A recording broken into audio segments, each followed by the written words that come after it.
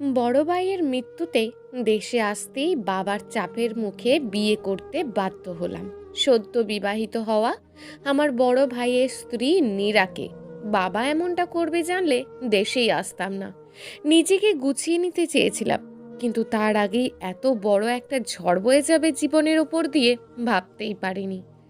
8 মাস আগেই ভাইয়া নীরাকে বিয়ে করে। এর 2 মাস পরই আমি বিদেশে চলে যাই। নীরাকে কখনোই আমি এভাবে দেখিনি, সব সময় বড় ভাইয়ের স্ত্রীর চোখেই দেখেছি। যদিও বয়সে সে আমার অনেক ছোট, কিন্তু কখনোই ভাবতে পারিনি আমার জীবন সঙ্গী তাকে করব। কিন্তু বাবার সম্মানের দিকে চেয়ে সব মেনে নিতে বাধ্য হলাম। বাসর ঘরে নীরা একা একা বসে আছে, আর আমি ছাদে বসে ভাবছি আমার জীবনটা শেষ হয়ে গেল এভাবে বাবার মুখের দিকে তাকিয়ে। না, তা হতে দেব না। আমি এবার বিদেশে চলে গেলে আর আসবো না, আর নীরাকে কোনোভাবেই স্ত্রী হিসাবে মেনে নিতে পারবো না। রাত প্রায় 2টো বেজে গেছে। আমি নিচে নেমে গিয়ে দরজাটা খুলতেই দেখি নীরা বসে বসে কাঁদছে। আমাকে দেখেই নীরা খাট থেকে নেমে দাঁড়িয়ে গেল এবং বলতে শুরু করলো, আমাকে ক্ষমা করে দেবেন, আমার জন্য আপনাকে এমন পরিস্থিতির মধ্যে পড়তে হলো। আমি এটা জানি আপনি কোনো দিনও আমাকে মন থেকে মেনে নিতে পারবেন না, আর এটা হওয়াটাই স্বাভাবিক। অন্য কেউ হলেও মেনে নিতে পারতো না, তাই আমি কখনো কোনো প্রকার অধিকার খাটাতে আসবো না। আপনি আপনার মতন চলতে পারেন, যেমন খুশি ঠিক তেমন করে। বলেই নীরা খাটের ওপর থেকে সরে গিয়ে এক কর্নারে শুয়ে কান্না করতে থাকলো। আমি আর কিছু বললাম না। প্রচণ্ড রাগ নিয়ে বারান্দায় চলে গিয়ে একের পর এক সিগারেট টানছি। দেখতে দেখতে যে কখন রাত শেষে ভোর হয়ে এলো বুঝতেই পারিনি। নীরা বিছানা থেকে উঠে ফ্রেশ হতে চলে গেলে আমি গিয়ে বিছানায় শুয়ে পড়ি। চোখে ঘুম ঘুম লেগে আসতেই আমি ঘুমিয়ে গেলাম। 11টার দিকে মায়ের ডাকে ঘুম থেকে উঠে ফ্রেশ হয়ে নাস্তার টেবিলে গিয়ে দেখি নীরা নাস্তা রেডি করছে। প্রচণ্ড রাগ নিয়ে কোনো রকমে নাস্তা করে বাসা থেকে বের হয়ে গেলাম। মনের ভিতর আগুন জ্বলছে, কোনোভাবেই ঘরে মন টেকানো সম্ভব না। মনে মনে ভাবছি গিয়ে বন্ধুদের সাথে আড্ডা দিয়ে সময় পার করে দেব। যে কদিন দেশে আছি তার রাত করে বাড়ি ফিরবো যখন নীরা ঘুমিয়ে পড়বে। ওর মুখটাও আমার দেখতে ইচ্ছে করে না কেন জানি। ভাবতে ভাবতেই বন্ধুদের মাঝে চলে গেলাম। যেতেই বন্ধুরা বিভিন্ন রকমের মন্তব্য শুরু করলো।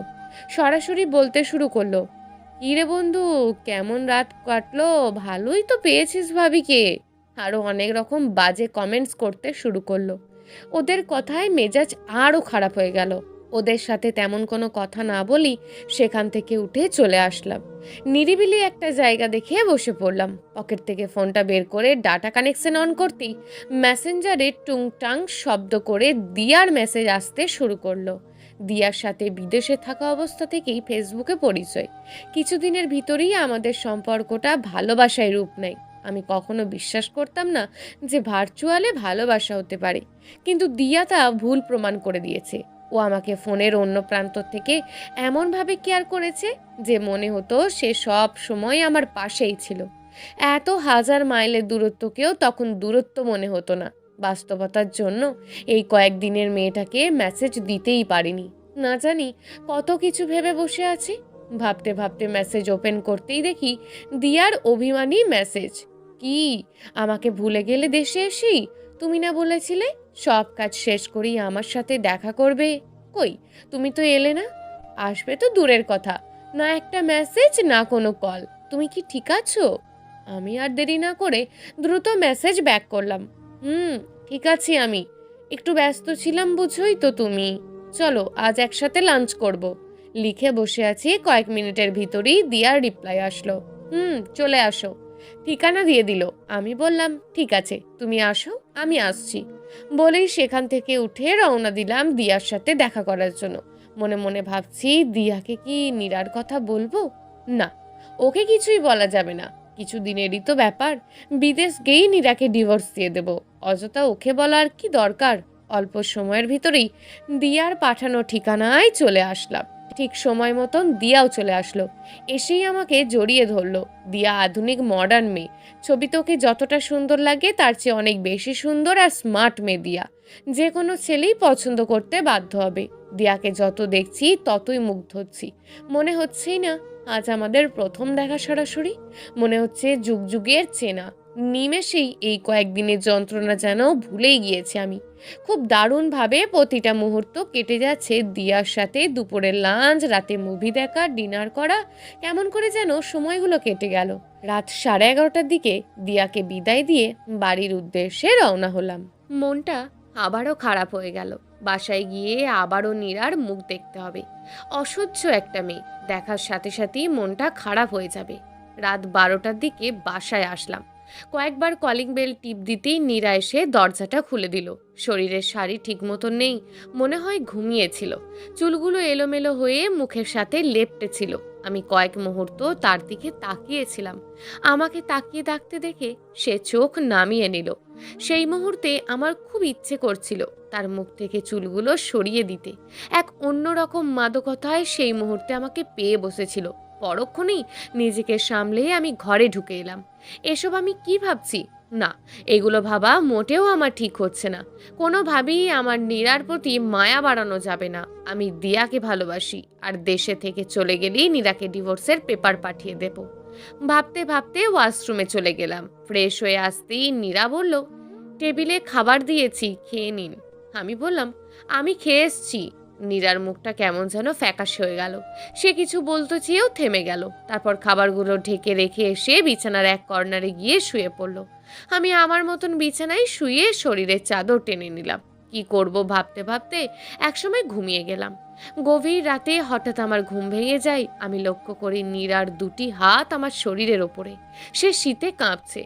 আমি আস্তে করে তার দুটো হাত নামিয়ে দিয়ে চাদরটা তার গায়ে টেনে দিয়ে তার দিকে তাকাতেই লক্ষ্য করলাম ঘুমন্ত নীরাকে সত্যিই অনেক রূপবতী লাগছে। ঘুমন্ত সব মেয়েকেই শুনেছি রূপবতী লাগে, আজ বাস্তবে তা দেখলাম। নীরার দিকে তাকিয়ে থাকতে থাকতে কখন যে ভোর হয়ে গেছে খেয়ালই করিনি। নীরা ভোরে ঘুম থেকে উঠতেই আমি দু চোখ বন্ধ করে নিলাম, যেন নীরা কোনো কিছু না বুঝতে পারে। নীরা বিছানা ছেড়ে আলমারি থেকে শাড়ি নিয়ে চলে গেল ওয়াশরুমে গোসলের জন্য। কিছু সময়ের ভিতরেই নীরা গোসল করে বের হয়ে আসতেই আমি উঠে বসলাম নিজে ফ্রেশ হওয়ার জন্য। ফ্রেশ হয়ে এসে নীরার দিকে তাকাতেই আমার চোখ আটকে গেল। নীরার ভেজা চুল বেয়ে পানি পড়ছে। সূর্যের আলোয় অন্যরকম সুন্দর লাগছে নীরাকে। শাড়িতে যে একটা মেয়েকে এত সুন্দর লাগতে পারে, নীরাকে না দেখলে কখনোই বুঝতে পারতাম না। আমাকে নীরা এভাবে তাকিয়ে থাকতে দেখে প্রশ্ন করলো, কিছু বলবেন? আমি তার কথায় থতমত খেয়ে গেলাম। আমি কোনো কথা না বলে সোজা ওয়াশরুমে চলে গেলাম। ওয়াশরুম থেকে বের হয়ে ফোনটা হাতে নিয়ে ডাটা অন করতেই দেখি দিয়ার মেসেজ। বিছানায় শুয়ে শুয়ে দিয়ার সাথে চ্যাটিং করছি। এমন সময় নীরা এসে বলল, নাস্তা রেডি করছি, খাবেন চলেন।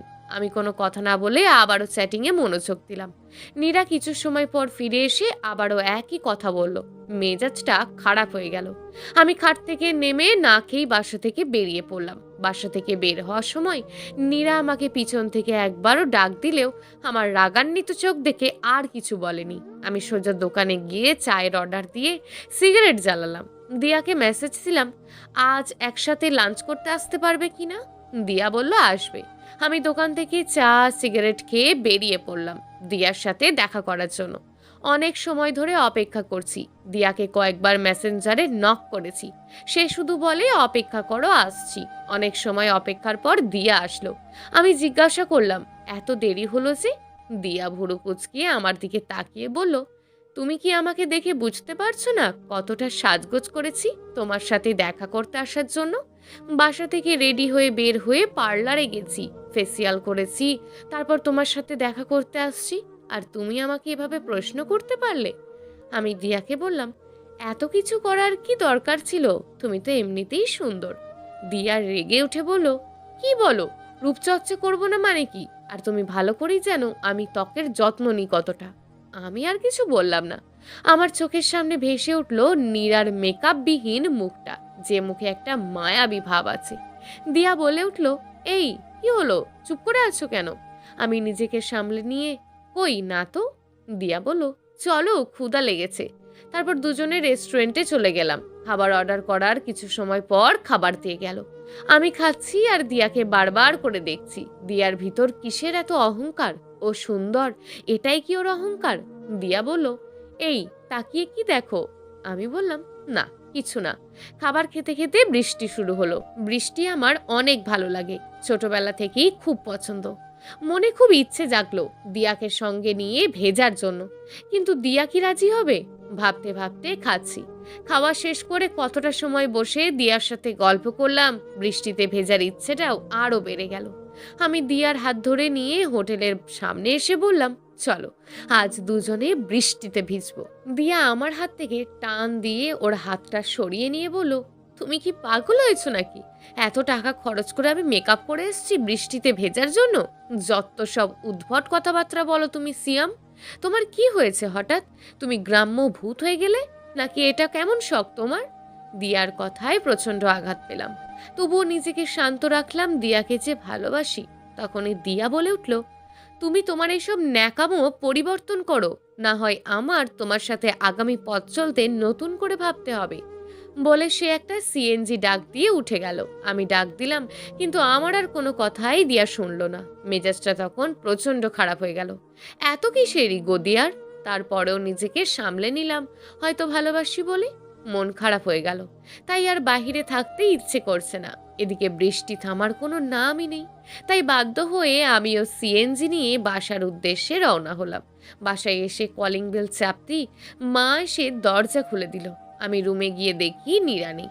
মনে মনে বললাম, ভালোই হয়েছে, ওকে দেখলে মন আরও খারাপ হয়ে যেত। আমি বারান্দায় দাঁড়িয়ে একটা সিগারেট জ্বালিয়ে বাহিরের বৃষ্টি দেখছি। সিগারেট শেষ করে রুমে ঢুকে খাটে বসতেই নীরার দরজা খুলে ঘরে ঢুকলো। ওকে দেখে আমার প্রচন্ড রাগ হওয়ার কথা, কিন্তু ওর দিকে ভালো করে তাকিয়ে দেখলাম পুরো শরীর ভেজা। কেমন করে যেন রাগটা কমে গেল। ও লাজুকভাবে মাথা নিচু করে দাঁড়িয়ে আছে। শরীর থেকে টপ টপ করে পানি বেয়ে পড়ছে। বৃষ্টিতে এত সময় ভিজেছে তা বুঝতে আমার আর বাকি রইল না। আমি অন্যদিকে তাকিয়ে রইলাম। ও দৌড়ে ওয়াশরুমে চলে গেল। ওর শাড়ি বেয়ে পুরো ঘরে পানি পড়েছে। আমি চুপ করে বিছানায় শুয়ে পড়লাম। অল্প সময়ের ভিতরেই নীরা শাড়ি চেঞ্জ করে তোয়ালে দিয়ে চুল মুছতে মুছতে বের হলো। নীল রঙের একটা শাড়ি পরেছে নীরা। নীল রং আমার সবচেয়ে পছন্দের রং হবার কারণে চোখ আটকে গেল নীরার দিকে। অপূর্ব সুন্দর লাগছে নীরাকে। আয়নার সামনে গিয়ে চোখে কাজল দিচ্ছে। আয়নায় নীরার প্রতিবিম্ব ভেসে আসছে। সাধারণ সাজে অপলক সুন্দর লাগছে নীরাকে। নীরার সাজা শেষ করে আমার দিকে তাকাতেই আমি নিজেকে লোকাতে চাইলাম, কিন্তু আমি জানি আমি তা পারিনি। নীরা আমার পাশে এসে বলল, আজ এত তাড়াতাড়ি চলে আসলেন বাসায়? আমি বললাম, এমনিতেই। দরকার না থাকলে আমার সাথে কোনো কথা বলার প্রয়োজন নেই। নীরার মুখটা ফ্যাকাশে হয়ে গেল। সে মাথা নিচু করে বলল, আচ্ছা আমাকে কেমন লাগছে আজ? আমি ওর দিকে না তাকিয়ে বললাম, যেমন ছিলে তেমন। নীরা আর কোনো কথা না বলে চলে গেল ঘর থেকে বাহির হয়ে। আমি মেসেঞ্জার অন করে দিয়াকে নক করলাম। বললাম, রাগ করেছো? দিয়া রিপ্লাই করলো, রাগ করব না তো কি করব? তুমি দেশে এসে কেমন হয়ে গেছো একবার ভেবে দেখেছো? কি সব গ্রামের মেয়েদের মতন তুমি আমাকে থাকতে বলছো? জানো আমার কতটা কষ্ট লেগেছে? আমি বললাম, দেখো আমি এভাবে বলতে চাইনি, আসলে সব সময় এগুলো ব্যবহার করলে তো স্কিন নষ্ট হয়ে যাবে। দিয়া রাগের ইমোজি দিয়ে লিখলো, দেখো শ্যাম, এই বয়সে যদি ফ্যাশন না করি, ত্বকের যত্ন না করি, তবে কি বুড়ি হয়ে করব? আমি বললাম, আচ্ছা ঠিক আছে, তোমার যেমন খুশি তেমন করে সেজো। দিয়ে আমাকে বলো, দেখো আমার মডার্ন ছেলে ছাড়া পছন্দ না। তুমি বিদেশে ছিলে তখন একরকম ছিলে, কিন্তু দেশে এসে তোমার পরিবর্তন হয়ে গেছে। আমি তোমাকে ওই রকমই দেখতে চাই। আমার সাথে খ্যাত টাইপ কথাবার্তা কখনোই বলবে না আর, তাহলে হয়তো আমাদের রিলেশনটা আর কন্টিনিউ করা সম্ভব হবে না। দিয়ার কথায় প্রচন্ড আঘাত পেলাম। এগুলো কি বলছে দিয়া? আজ প্রায় 4 মাস ধরে ওর সাথে সম্পর্ক, হঠাৎ করে এতটা পরিবর্তন কেন? আমিও তারপরে নিজেকে সংযত করে নিলাম। এমনিতেই সংসারের অশান্তিতে আছি, তার উপর যদি দিয়ার সাথেও ঝামেলা করি তবে মনটা আরও খারাপ হয়ে যাবে। তাই ওকে বললাম, আচ্ছা ঠিক আছে, আমি যেমন ছিলাম তেমনই থাকবো। দিয়া একটা হাসির ইমোজি দিল। এর মাঝে নীরা নাস্তা নিয়ে ঢুকলো। আমি খেয়াল করে দেখলাম আমার প্রিয় লুচি আর আলুর দম নিয়ে এসছে। আমার অসম্ভব প্রিয় একটা খাবার। এই বৃষ্টির দিনে এমন নাস্তা মানি জিভে জল চলে আসলো। নীরা নাস্তাগুলো এগিয়ে দিল। আমি কোনো কথা না বলে খেতে শুরু করলাম। খাবারের টেস্ট আজ অন্য রকম লাগছে। মায়ের হাতের লুচি আর আলুর দম অনেক প্রিয় আমার, তাই তার হাতের লুচির স্বাদ আমি কখনোই ভুলতে পারবো না। আমি নীরাকে প্রশ্ন করলাম, লুচি কি তুমি বানিয়েছো? নীরা মাথা নেড়ে বলল, হ্যাঁ আমি বানিয়েছি।